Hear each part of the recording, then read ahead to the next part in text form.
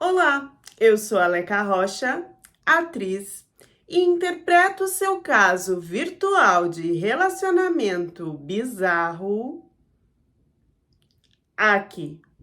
A Gata que veio pra cá com a filha dela de estar na minha cidade. Agora o povo aqui tá tudo doido porque parece que essa criatura sumiu. O prazo dela tá se acabando aqui na Turquia. Veio pra conhecer o homem, trouxe logo a filha. E eu tava nesse instante falando de ti pra ela. Aí ela disse assim: vamos entrar em contato com a Leca pra ver se ela consegue intermediar, Leca. Tipo assim, porque até uma nativa daqui foi na polícia porque essa mulher agora desapareceu. Pamela, idade 34 anos, dona de casa. Eu acompanhava uma TikToker que ela era noiva de um turco. E aquela história meio que me comoveu muito, porque assim, primeiro que ela era noiva de um turco há muito tempo. Mas o que mais me pegou na história é que ela tinha filhos e esse turco assumia os filhos dela. Inclusive, ela dizia em uma das histórias de que ele assumiu ela quando ela estava grávida de outro cara. Na minha cabeça, isso era muito impossível e não existia nem com brasileiros. E aí eu tô falando porque assim, quando eu tentava conversar com algum cara, quando eu tentava me aproximar, a partir do momento que eu falava que eu tinha uma filha, porque eu tava com uma filhinha de 4 anos, todos eles ou silenciavam ou me bloqueavam, ou tudo que tinha surgido de interesse parava nesse momento, sendo brasileiro ou não. Então, por referência, por identificação de eu também ter uma filha, eu meio que foquei bastante naquele TikTok. Eu achei que era uma coisa possível se eu tava vendo o que acontecia ali com aquela moça também. E ela dizia, né, porque não se tem vídeos nem nada, mas ela dizia que ele cuidava dessas crianças de uma forma assim esplendorosa, a ponto dela contar em um dia no vídeo de que ele tinha dado um iPhone para cada criança.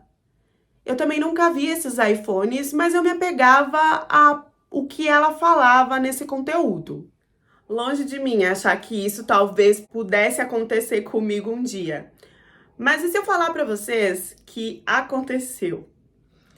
Lá da conta do TikTok mesmo, eu comecei o contato com um turco. Umut, idade 37 anos, segurança.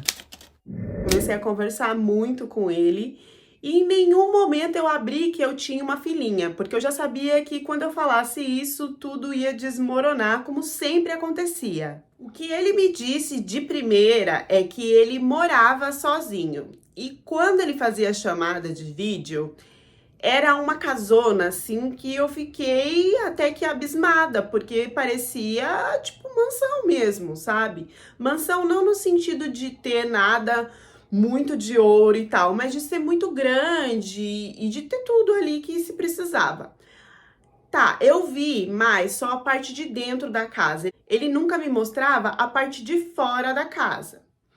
E ele me contava que ele tinha várias equipes de seguranças que ele administrava. Então, além dele trabalhar como segurança, ele gerenciava outros grupos de homens que também trabalhavam para ele lá na Turquia. O que eu posso dizer é que ele me mostrava ali uma qualidade de vida muito boa, desde roupas que ele usava, comidas, tudo assim. Conforme a gente foi conversando, a gente foi se entendendo, ele foi se declarando, foi se demonstrando um homem muito provedor que cuidaria de mim em qualquer situação. A gente parecia adolescente, sabe? Desde desenhar, riscar meu nome e o nome dele na árvore, até escrever um coração com o nome dos dois num papel de caneta Bic. Todos os dias, sempre ele parecia um homem muito prestativo. E ele se abriu em um momento comigo, contando que ele já tinha sido casado. A gente ainda não tinha entrado no assunto de ter filhos ou não, e eu tremia com essa parte porque eu realmente estava gostando dele. E eu realmente estava pensando na possibilidade de conhecer ele em algum momento da minha vida. Até porque aqui no Brasil a minha família não tinha muitas condições e eu também não estava num momento de vivência muito legal. Eu batalhava muito para ter as coisas com a minha filha, era tudo muito difícil. Ela não tinha pai e meio que ele era um escape. No momento que eu conversava com ele, me surgia aquele pontinho de esperança de ter uma vida, uma família, onde minha filha teria um pai. Mas era assim tudo da minha cabeça, porque eu sabia que era muito difícil de um homem querer assumir tanta responsabilidade de uma vez só. Quando as coisas foram ficando mais sérias, eu fui vendo que eu não poderia sair, que seria ou vai ou racha da minha parte, e que quanto mais eu demorasse para abrir da minha filha, mais talvez eu estaria vivendo uma ilusão na minha cabeça. Eu decidi contar para ele, me tremendo toda, de que eu tinha uma filhinha. E quando eu contei para ele, na verdade foi uma surpresa muito grande, porque quando eu falei, o rosto dele se transformou assim, ficou muito mais vibrante, ele sorriu, ficou feliz e ainda trouxe a notícia para mim de que ele também tinha filhos. E era ele que cuidava dos filhos. Pelo que eu entendi, a mulher dele era uma mulher um pouco que desequilibrada e que por isso a guarda dos filhos tinha ficado com ele. Ela tinha feito um transtorno na vida dele, ele nem queria mais saber dessa coisa de turca e tal, porque disse que ela exigia muito e que os pensamentos deles não batiam, que as brigas tinham sido muito grandes, que ele tinha até vergonha de contar sobre a situação e que por isso também que ele estava na internet conversando com mulheres de outros países, porque ele via que a opinião e que ali a troca batia mais do que com turca. Os convites para ir ter uma vida com ele começaram a ficar cada vez maiores. Ele falava que a gente podia ter uma família, que eu não precisava me preocupar com nada. Eu deixei claro para ele que eu não teria condições de ir, eu não teria condições de me manter lá, ainda mais com a minha filhinha. Mas ele sempre falava que não tinha problema nenhum, ele já tinha uma casa, ele tinha trabalho, ele já cuidava de criança, então ele já tinha essa experiência, que eu poderia ir tranquilamente, que ele compraria roupa, até roupa, ele falou, não precisa levar, porque aqui o clima é outro, vocês vão sentir muito frio, mesmo com a roupa de frio do Brasil, então vem com mudinhas de roupa, chegando aqui eu vou comprar para vocês. E nisso a gente foi começando a trocar em chamada de vídeo também com a minha filhinha, que no começo eu fazia chamada de vídeo com ele para ele não perceber que tinha uma criança e tal. E aí depois disso a gente começou também a ter esse contato mais com a minha filha pelo vídeo, para ele conhecer, até para ver como que ele reagia. E ele reagia assim como se fosse pai da menina, ele se preocupava, perguntava se estava doente, como é que estava tudo, e ele sempre deixou claro, colocou os pontos nos is de como ele iria cuidar da minha filha, caso eu aceitasse ficar com ele lá na Turquia. E eu acreditei nisso. Para vocês terem uma ideia, foi se falado até de faculdade, de plano de saúde, de coisas que a minha filha não tinha nem aqui no Brasil, que eu não pensava em ter poupança nem nada. Parece que lá as crianças elas ganham ouro desde pequenas, né? E isso é guardado para que ela para que ela tenha uma criação melhor no futuro, um estudo melhor, enfim. Eu fiquei assim bem interessada e bem feliz, porque eu via que ali, né, como eu já tinha visto também nas redes sociais, né, nessa conta do TikTok principalmente, que o turco era muito provedor e que gostava de crianças e que gostava de ter família grande. Então as coisas que ele estava falando ali batiam. De tanta conversa, de tanta troca, eu acreditei mesmo em tudo que ele estava falando. E ele ajudou, né, a comprar a passagem também, porque era passagem para mim e para minha filha. E só que assim, para ficar mais barato, né, a ida e a volta era muito próxima, coisa assim, eu acho que de uns 7 dias ou por aí. que quando eu chegasse lá eu ia perder, ia ser cancelado, porque eu tava indo para ficar de vez. Na minha cabeça, a Turquia era aquilo que eu via de Istambul, das cidades mais modernas. E chegando lá, ele morava em Konya e era na parte mais deserta e isolada de Konya, que eu não imaginava, não tinha ideia de como era do lado de fora. Ele nunca me mostrou e eu também nunca pesquisei. A parte lá da região já estava quase que no fim, assim, no fim do mundo mesmo, entendeu? Na verdade, eu só fui percebendo isso conforme a gente foi indo para casa dele. Primeiro, voltando para o aeroporto. Já no aeroporto, eu tentei questionar ele a questão do chip do meu celular, porque eu achei que teria que trocar lá no aeroporto, né? E ele meio que desconversou e não fez isso. E durante todo o caminho já tinha ficado muito claro de que ele não ia comprar um chip da Turquia para mim. E eu tinha que ter esse chip para ter internet. Senão, o celular com o chip do Brasil, eu não ia conseguir ter contato com ninguém. Conforme a gente foi indo para chegar na casa dele, simplesmente toda a paisagem foi se transformando. Então, tudo que era asfaltado começou a virar rua de terra. Os prédios, as lanchonetes, os comércios, eles foram desaparecendo e sendo substituídos por mato e árvores, lugares também com muitas folhas secas. As casas começaram a ficar espaçadas, parecia que não se tinha muito vizinho um perto do outro. E eram sim umas casas grandes, mas nada muito moderno. Tinha umas que era na ripa, sabe? E elas não tinham muro, não tinham portão, era no meio do nada, no meio do mato. E eu comecei a ver que eu estava indo para uma região muito isolada. Se eu fosse correr ali, eu não sei muito bem para onde que seria. Não se tinha cor, era tudo muito preto e cinza. E eu falo das pessoas também, das vestimentas das pessoas. Eu já estava assim, meio que preocupada de aonde que seria a casa dele. E era no fim de tudo isso que para mim já era o fim do mundo. E a casa do lado de fora não tinha um aspecto de mansão ou aspecto decorado que eu criei na minha mente por eu ver um casarão na parte de dentro. Na verdade, parecia algo bem assombrado. Ali, à noite, eu não tinha como pensar em sair sozinha. O pouco que eu vi ali de ponto de ônibus era um negócio que não tinha como ficar lá sentada esperando sozinha. Eu acho que nem homem. Eu vou deixar para vocês imagens da região, olha só, que eu tinha falado de como tinha muito mato e a rua sempre muito deserta.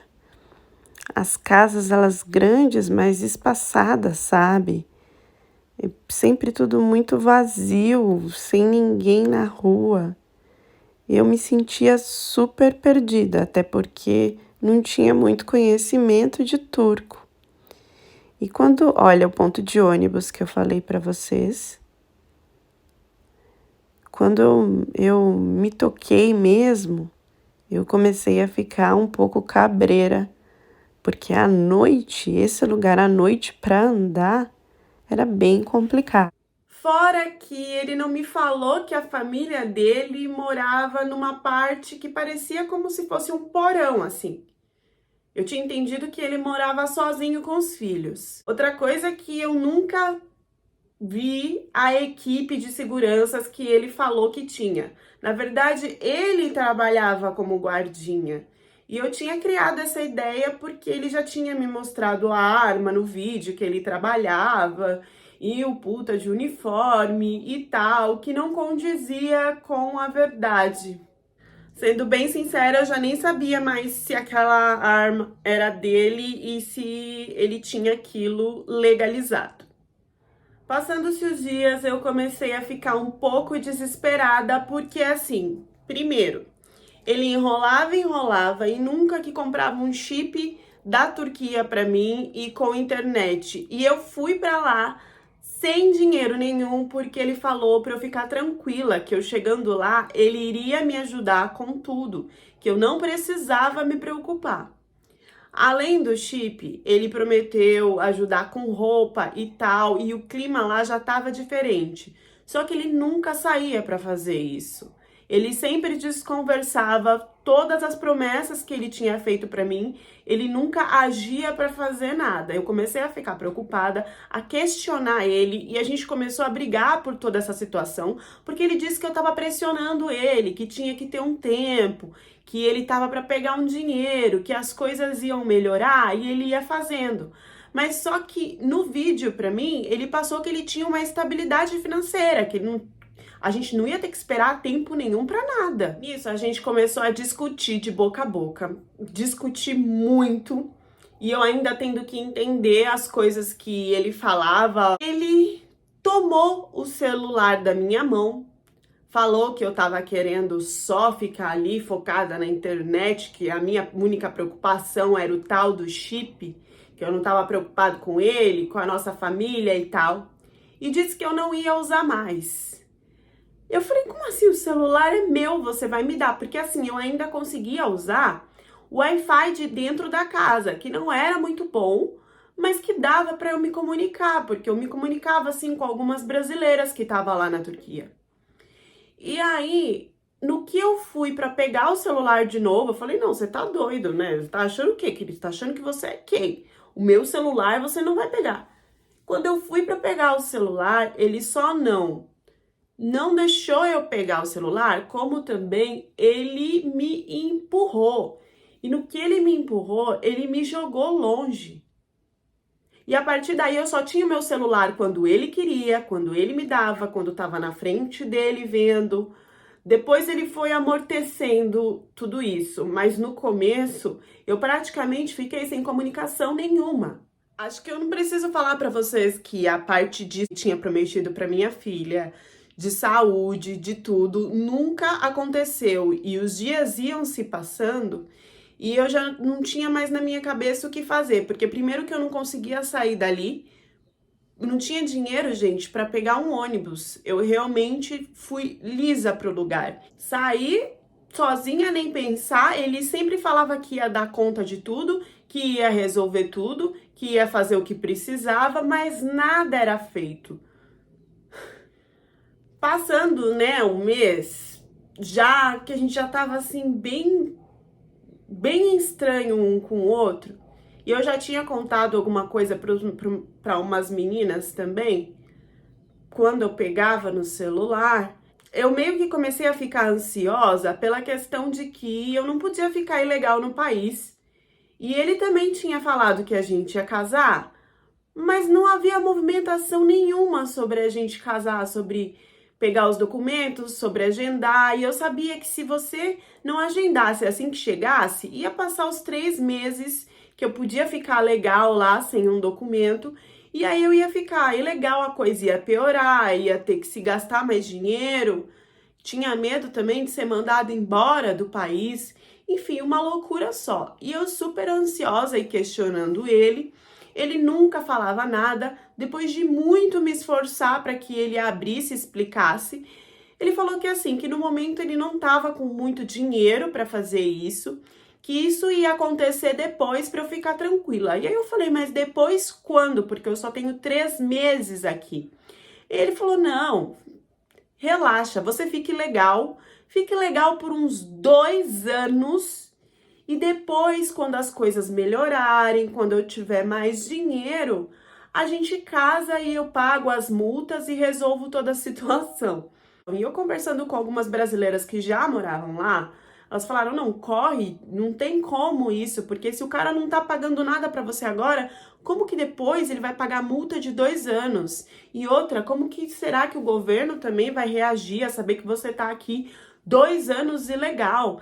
Tudo que ele falou que ia acontecer não era do jeito que ele falou. Era num tempo, sei lá, da cabeça dele. Ou se então ele tava mentindo pra eu ficar lá ilegal e ficar mais difícil de eu sair depois de lá. Eu já comecei a pensar em várias coisas, ficar muito desconfiada, desesperada, porque no meio de tudo isso, eu ainda tinha que lidar com a minha filha. Que assim, os filhos deles, eles atazanavam a minha pequena. A minha pequena tinha 4 anos e os meninos tinham 8. E eles estavam sempre mexendo com a minha filha, fazendo coisas que eu não gostava, que eu achava até um comportamento muito estranho, que parecia ser refletido do pai, sabe? Ações de tocar e tal, e se eu fosse pra cima deles, o pai deles vinha pra cima de mim. Então eu tava ali num beco sem saída. Eu comecei a ficar muito desesperada e tentar pensar em coisas até pra sair, pra cair fora, sabe? Só que não tinha como. Eu achei que a situação não podia ficar pior, mas eu fiquei muito pé atrás com tudo que estava acontecendo. Na verdade, bem desesperada. E eu comecei a procurar entender sobre outras coisas, né? Primeiro que ele chegava às vezes muito estressado e tacava vários papéis lá na sala que eu nunca entendi o que era e que ele não fazia questão de me esconder porque ele sabia que eu não entendia o turco perfeitamente técnico que estava ali naqueles papéis. E eu comecei a encucar porque sempre tinha alguma reclamação da parte dele e pá, tacava o papel. Eu resolvi, né, uma hora lá, pegar o papel, uma hora que ele não tava, e ele deixava assim, ele ia trabalhar e deixava lá. Como eu tinha internet dentro de casa, eu resolvi entrar no Google, né, e descobri que no Google você consegue, tem uma parte que você consegue tirar foto do texto, mandar a foto e eles traduzem, né? E aí eu fiz isso, e aí eu comecei a entender aonde eu estava, com quem eu estava mexendo e no problemão que eu estava pisando. Primeiro porque nos papéis tinha escrito de que ele já tinha sido preso. E ele nunca falou isso para mim. Eu já gelei e comecei a mandar para as meninas para confirmar se isso era certo. Se eu estava entendendo, se o Google estava traduzindo mesmo. E de acordo com o que estava escrito lá, na verdade eram acusações da ex-mulher dele, que pelo que eu entendi sofreu muito na mão dele porque ele não deixava ela sair para lugar nenhum. Ele mantinha ela praticamente que em cárcere. E eu comecei a perceber que ele estava tendo sinais de fazer a mesma coisa comigo. Apesar de vez em quando, ele me dá o celular e eu conseguir usar só com o Wi-Fi de dentro da casa. Se eu quisesse sair para a rua, se eu quisesse ir embora, eu não tinha internet para me comunicar. E nessas acusações, né, nessa documentação, estava escrito que o próprio pai dele, que morava na casa, tinha apontado a arma na cabeça da esposa dele, que ela só conseguiu sair da casa sendo resgatada pela polícia e pela própria família, porque ele não deixava ela falar com ninguém, se relacionar com ninguém, de ter contato, ela simplesmente tinha que ficar dentro de casa e isso valia também para a família dela. Então, pela falta de comunicação, a família dela começou a correr atrás, porque nem pela internet ela conseguia falar com a família e aí ela foi resgatada pela denúncia que a própria família dela fez. Como esse cara ainda tem a guarda dos filhos, eu não sei, eu não consegui entender. O medo dele fazer o mesmo comigo foi me envolvendo, assim, de um jeito que as coisas começaram a vir na minha cara sem eu mesmo correr atrás de saber o que estava acontecendo. Os filhos dele estudavam, né? E aí tinha o grupo da escola. E no celular, os professores mandavam as coisas das crianças, né, nesse grupo.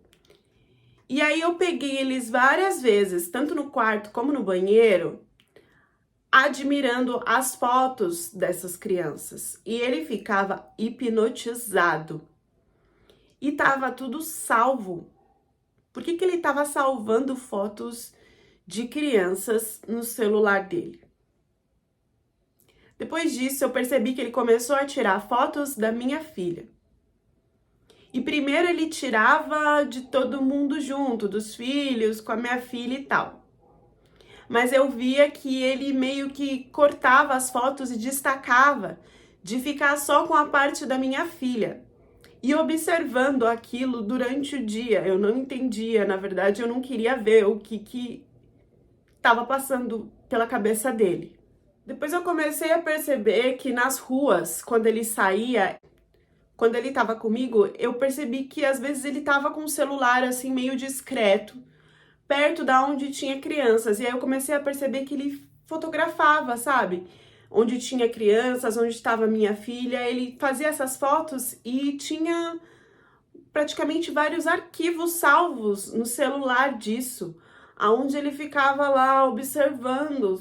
Eu comecei a ficar perdida, não deixava mais a minha filha muito tempo perto dele. Eu não deixava ela sozinha em momento nenhum. Teve momentos que eu nem dormia, eu ficava acordada com medo de acontecer alguma coisa à noite. Já estava muito perto de dar o tempo de eu ficar ilegal no país. E aí eu comecei a falar que eu queria ir embora, porque ali o tratamento estava ficando cada vez pior pro meu lado. E aí ele começou a falar, ué, se você quer ir embora, então vai.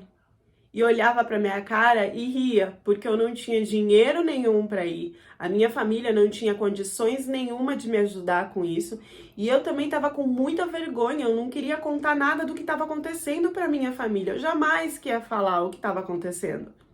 E aí ele começou com umas ideias de me ameaçar, de me expulsar da casa dele, de me jogar na rua, porque ele sabia que eu não ia ter condições nenhuma. E ele começou a me ameaçar com isso, a me perturbar psicologicamente. O único lugar que eu tinha ajuda para pedir era com essas brasileiras que eu conversava, e também tinha uma turca que falava português e que eu também tinha contato. Então eu comecei a falar tudo isso e elas dizendo que eu tinha que sair da casa. Eu tentei uma vez, mas assim, pelas informações que foram passadas para mim, quando eu chegasse na embaixada, eles até me colocariam em um lugar, mas eu teria que pagar a diária desse lugar. E seria por um tempo limitado, onde eu teria que ter dinheiro, conseguir dinheiro para ter a passagem para voltar para o Brasil. E não era só eu, era eu e a minha filha. Ela parece que foi até Ankara. Aí só que eles pediram, falaram a mesma coisa, né? Que não pode entrar com uma passagem, que ela entrasse em contato com a família dela.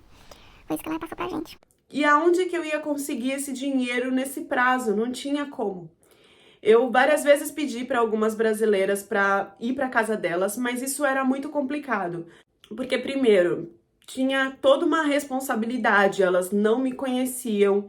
E já tinha acontecido também, né, com as brasileiras que eu tentei, de elas terem ajudado outras brasileiras no local e o marido turco depois ameaçar elas, ir pra cima, dar encrenca com o marido delas, de acontecer perseguição.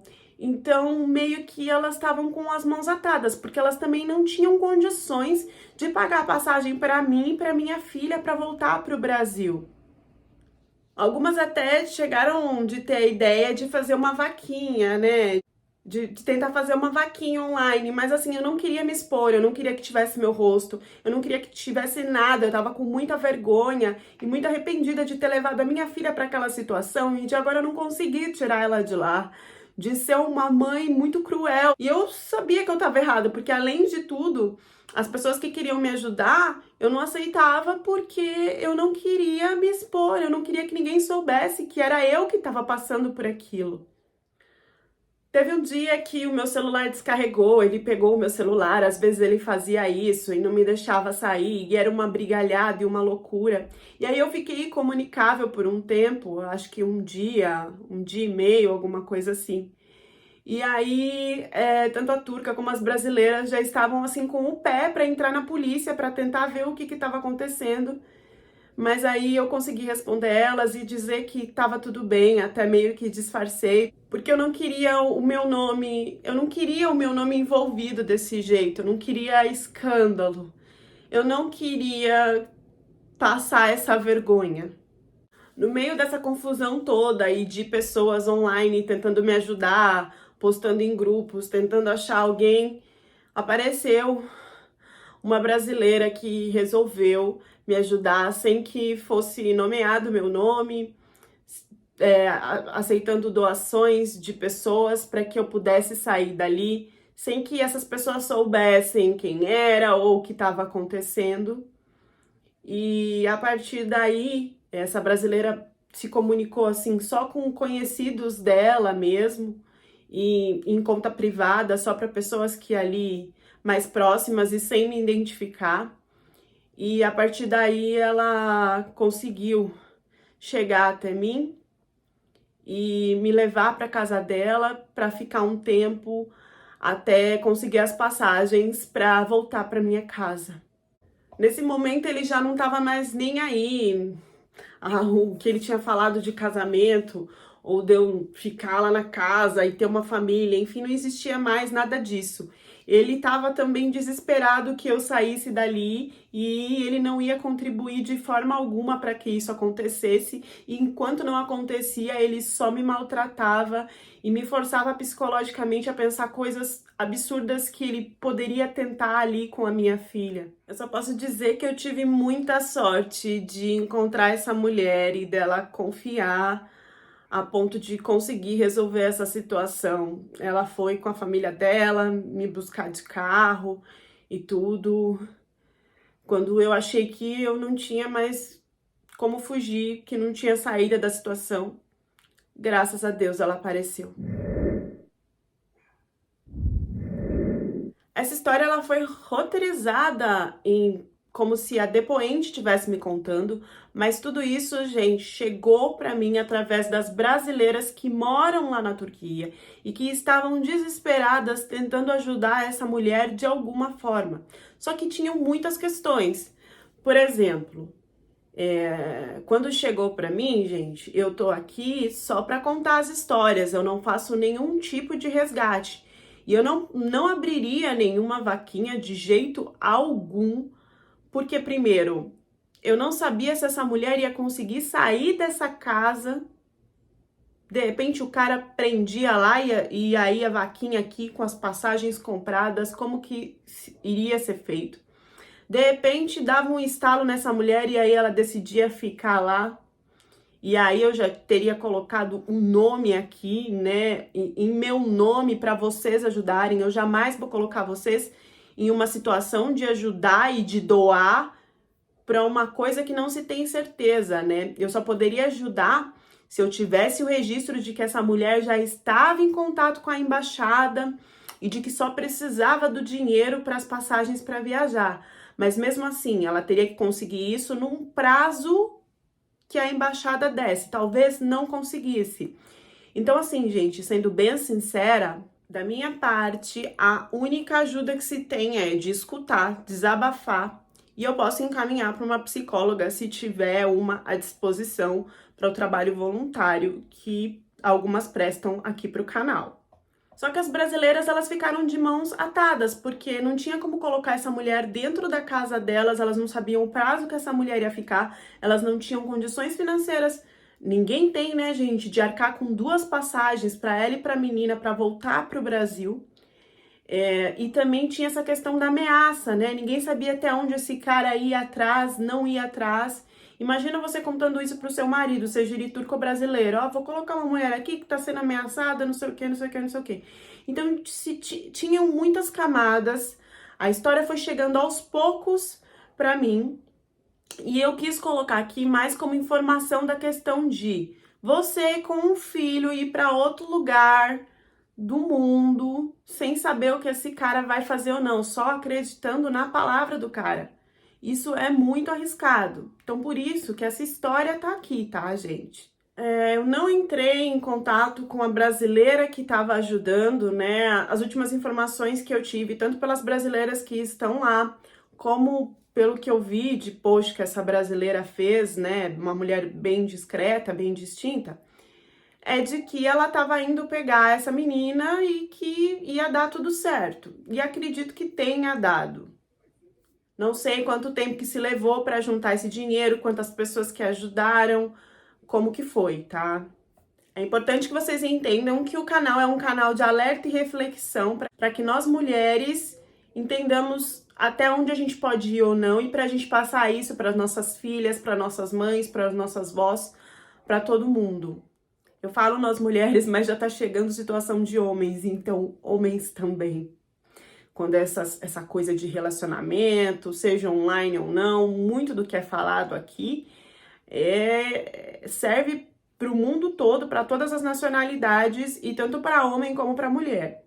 Eu poderia, sim, ter abraçado essa causa e ter feito toda uma coisa, mas eu já ajudei um turco aqui uma vez, vocês sabem, né? E fui bem enganada. Eu não quero mais que as minhas seguidoras participem de algo onde eu não tenho certeza do que se está acontecendo. Então, não colocaria em risco arrecadar esse dinheiro sem saber se essa mulher ia conseguir sair de lá, porque ela não conseguia, ela não queria se expor. E a embaixada, se ela fosse, teria um prazo que não sabia se iria conseguir ou não. Tinham várias questões, eu não sou experiente nisso, eu não trabalho com isso. Eu não tenho nenhuma equipe, nenhuma conexão com nenhum tipo de resgate ou auxílio. Então eu prefiro não entrar aonde eu não tenho conhecimento e talvez eu possa mais atrapalhar do que ajudar. A minha ajuda aqui é trazer reflexão com histórias que chegam até mim e que eu roteirizo e conto para vocês. O que vocês acham que aconteceria com essa mana caso essa brasileira não tivesse tomado a frente de fazer tudo como ela queria, né? Conseguir dinheiro para ela voltar, passagem para ela voltar, sem que ela aparecesse, sem que ela se colocasse, né, na situação, falasse, sou eu que tô passando por isso, enfim, tal. O que aconteceria com ela lá no fim do mundo, numa casa deserta, com um cara de traços de pedófilo e que já tinha deixado a ex-esposa turca em cárcere privado? Deixem as reflexões de vocês nos comentários e até a próxima história do canal.